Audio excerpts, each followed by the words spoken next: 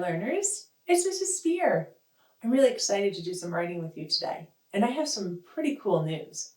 I got a text message from Miss Rogers, and it's a photo. She's giving me some feedback about the story that I've been working on with you, about my day out at Seagull Lake Park with my family. So we're going to look at what she wrote to me, and then I'm going to add some details into my story and just think about other things I might do in the future as a writer. When I was looking at her text message, she was telling me about something she liked and a question, and she was also telling me something that she might suggest I would do. The part it looks like I need to look at for my story is going to be on my story map. So thankful that I have this. It looks like it's right around here in my story. So what I did is I found that part so that we can read it together and then look at the feedback that she has for me. So it's going to be in between the beginning part of the story and getting into the middle part of the story. Let's take a look.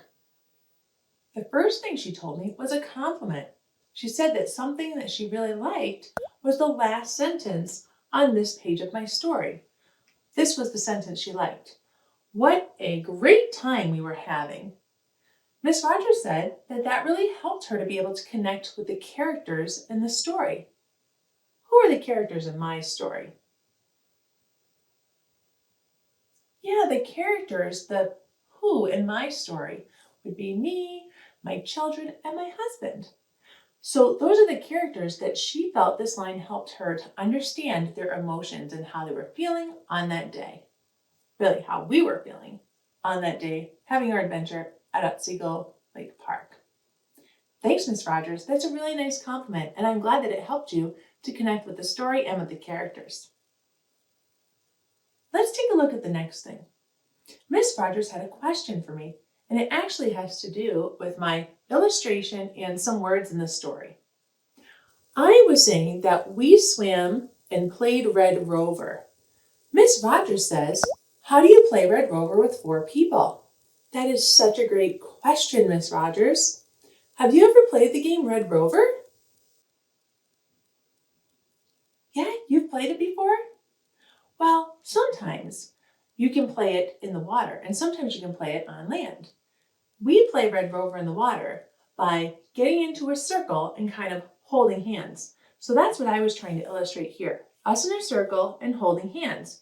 And when we say Red Rover, send Amelia right over, you kind of sneak your legs up and sneak over the people's hands that are locked together. So you help lift them up and they go across the circle and cross up and over people's arms and into the water. Now, if you're playing Red Rover outside, sometimes at school I've seen kids play this where you get into 2 lines and you send someone over to try and break through from one side to the other side. So I'm wondering if that's why it was confusing for Miss Rogers, because she's maybe only see kids play that outside. Well, Miss Rogers, I hope that explaining that helps you understand what I meant when I said we played Red Rover and had a good time together. Okay, so now it's time to get to a suggestion. It says here that Miss Rogers was thinking that I could do something to help the reader. Oh, it says that she noticed on my story map, right here, there's the word then. The page right before this talks about all these pieces about the hot summer day and getting on our goggles and things. And then it gets into the part where we're playing and heading down to the water. And she said she thinks I could add the word then into this part right here to help it be clearer for readers. So let's try that. She's thinking that right here, I could add the word then and it would help readers. Let's read it without then, and then let's read it with then, and think about that great suggestion that she made to us. So let's now try and read this story and add the word then as a transition word between this part of the story and the next part of the story. It was time to find goggles, put on sunscreen, and head down to the cold water. Then we all went into the water, wading out. What do you think? If I add the word then right here, would that help my story so that readers can more easily read it? I think it does help.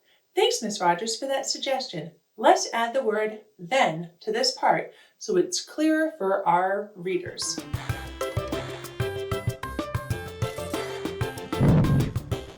Today we've been thinking about feedback and revising, and I would like to thank Scholastic and Dr. Nell K. Duke for letting us use this book, Inside Information, and some of the pieces from it as we've gone through our process. We're going to think right now about editing. And in this book, there are some amazing editing checklists. We can use these editing checklists to help us remember what we're supposed to be doing as writers when we read through and check our work. Here are the things that we'll be thinking about today. The first one is spelling. I'm going to be making sure I spelled correctly words I have been taught. Now, I'm an adult, so I'm going to be able to spell words that are first grade words really easily. But I'd like you to really go back and pay attention when you read your work. Did you spell words that you know how to spell the right way? If not, no big deal. You can just fix them right there on your paper and make them look the right way. The other thing in spelling is use letter sounds to spell words I have not been taught. We practiced that one day together. I don't know if you'd remember that, but one day I was showing you how I would spell the word sunscreen if I didn't know how to spell that word. And we stretched that word out to put as many sounds down as we could hear before we wrote it on the paper. And then we kept stretching as we wrote the sounds down. So think about that. In your writing, are you trying that so you make sure you're using what you know about letters and sounds to be able to spell new words? Good, if you're doing that. And if you haven't been trying that, you can try that now. Let's think about capitalization. That means, did we remember to put an uppercase or capital letter at the beginning of a sentence when we're starting a new sentence? The other thing about capitalization is that we want to make sure, here it says, capitalized dates and names of people. So if I'm writing in my story about people, their names need to be capitalized. Or if it's a place, it needs to be capitalized. The last thing is punctuation. It says used a period, question mark, or exclamation point at the end of each sentence. Used commas in dates and after words in a list. So we'll be looking to see if I used punctuation. One of the things that might help, that we've I think talked about on this before, is something that doesn't include spelling, but kind of thinks about these two things with capitalization. It's a little symbol that I've used. I learned this from a friend a really long time ago. This is the little symbol. It looks like an uppercase letter. So the question is, do I have uppercase letters, spaces between my words, and punctuation at the end of my sentences?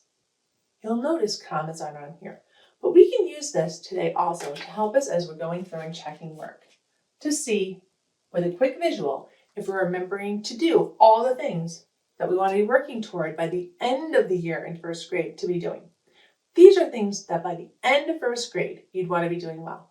So just keep working on them all year long and pick something to really pay attention to each time you're reviewing your writing.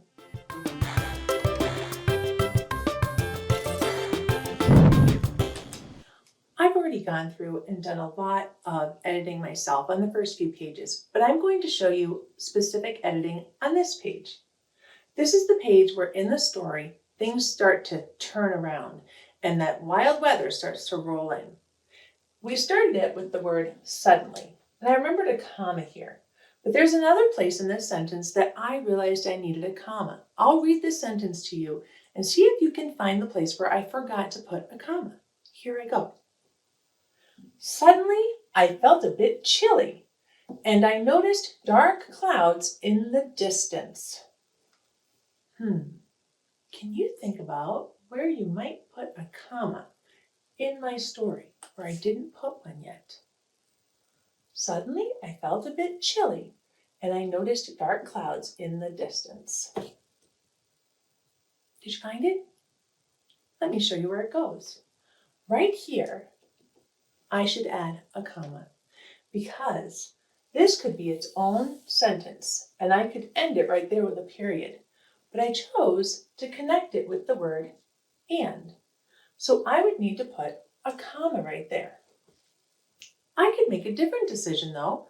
I could decide I'm going to take the word and out and make it instead say, suddenly I felt a bit chilly. Stop, period. I noticed dark clouds in the distance.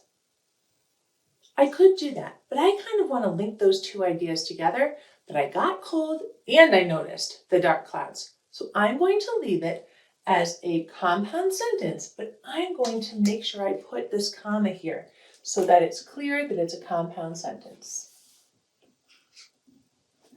So let's read it together and let's pause at the commas.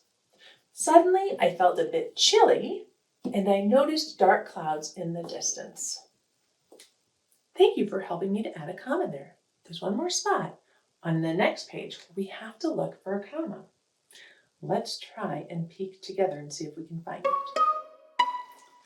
Okay, now we're going to take a peek at this paragraph here. I'll read the whole thing to you, but there's a spot where I need to pause and put a comma, and then we'll focus on that sentence. We kept running. All of a sudden, a huge popcorn float went by us. It was crazy. A woman was chasing after it. Logan ducked behind a car. So at this point, there's still more craziness happening in my story. I'd like us to focus on this sentence here. There's a place where I pause and I need to put a comma. See if you can find where I pause when I'm reading to you. Let's go. All of a sudden, a huge popcorn float went flying by us. Did you find the part where I paused, where I would put a comma?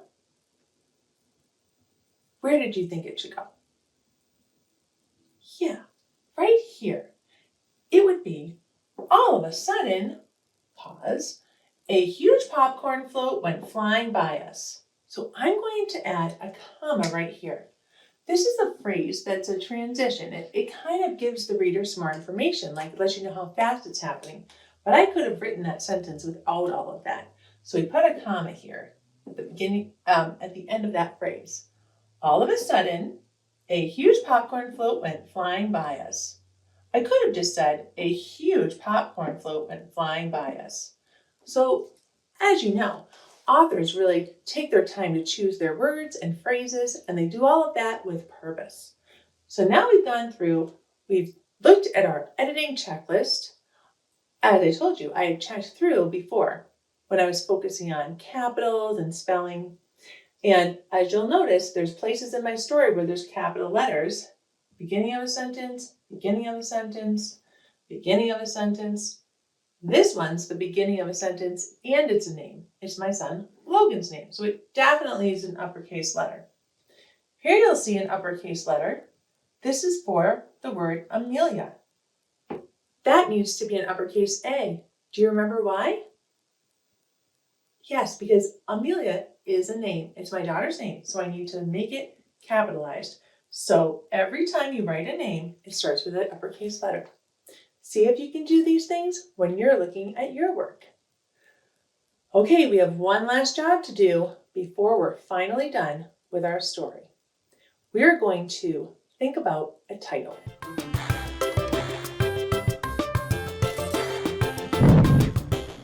When I first started brainstorming and writing about my story a while back, this is what I had for a title.